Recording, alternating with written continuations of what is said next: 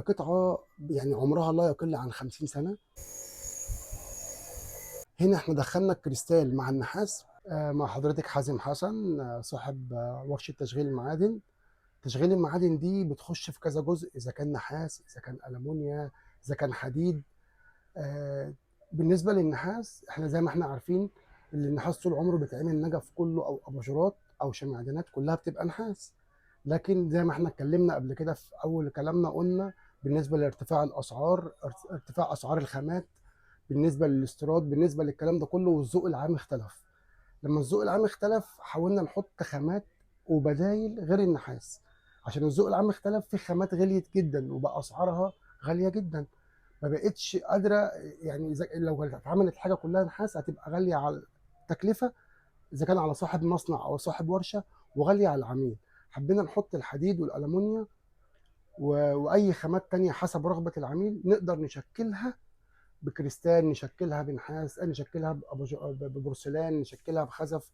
حاولنا نحط نشكل المعادن بحاجات تانية عشان نقدر نقلل من تكلفتها. وفي عملاء كتير قوي بتيجي معاها الخامات دي، يعني عندها فازة بورسلان قديمة عندها في البيت، تقول لي أنا عايزة أخلي من الفازة دي شكل تاني.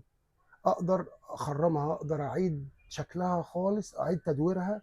إذا كان أركب لها نحاس، أخلي لها أباجورة، أخليها فازة بيدين من النحاس زي ما إحنا شايفين. يعني أنا كان في عميلة عندي جايبة لي فازة تشبه كده ومن غير نحاس خالص. أنا خرمت الفازة وركبت هنا طبق شكله جميل جدا وعملتها أباجورة. هي ذات نفسها لما خلصت وراحت لها ما كانتش مصدقه ان القطعه اللي عندها وصلت بالجمال ده. مم.